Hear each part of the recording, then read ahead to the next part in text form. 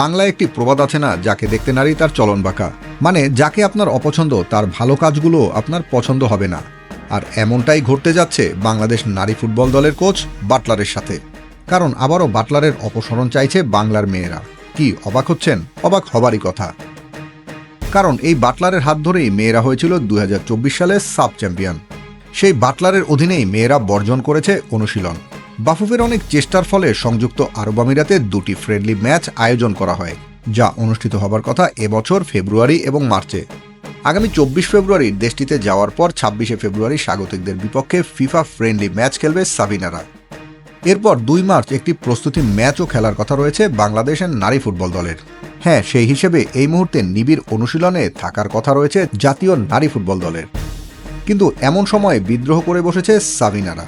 আর এই বিদ্রোহের কারণ হিসেবে উঠে এসেছে 2টি বিষয়।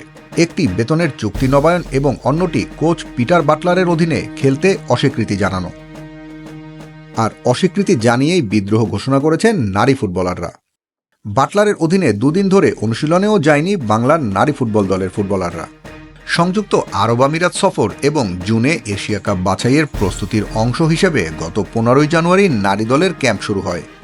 এতদিন সহকারী কোচ মাহবুবুর রহমানের অধীনে অনুশীলন চালাচ্ছিল। এরপর গত সোমবার ইংল্যান্ড থেকে বাংলাদেশে ফেরেন প্রধান কোচ পিটার বাটলার। সূত্রের খবর অনুযায়ী এই ব্রিটিশ কোচ ঢাকায় ফেরার পর মঙ্গলবার থেকে আর অনুশীলনে অংশ নেয়নি নারী ফুটবলাররা। এমনকি ক্যাম্পে ফিরে মেয়েদের সঙ্গে মিটিং করতে চাইলেও তাতে সাড়া দেননি তারা। কোচের সঙ্গে মিটিংয়ে অংশও নেননি সাবিনারা। গত বছর সাব চ্যাম্পিয়নশিপের সময় থেকেই ব্রিটিশ কোচ পিটার বাটলারের সঙ্গে নারী ফুটবলারদের দূরত্ব বাড়ছিল। তার জের ধরেই বাটলারকে আর চাচ্ছিলেন না সাবিনা ঋতুপর্ণারা।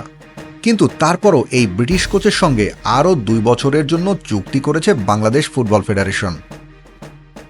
তবে তার অধীনে অনুশীলন করতে আর আগ্রহী নয় নারী ফুটবল দলের কোনো খেলোয়াড়রাই। এই বিদ্রোহের পেছনে আরও একটা বড় ইস্যু রয়েছে, আর সেই ইস্যুটা হচ্ছে বেতন ইস্যু। নারী ফুটবলাররা গত অক্টোবরের পর আর কোনো বেতন পাননি।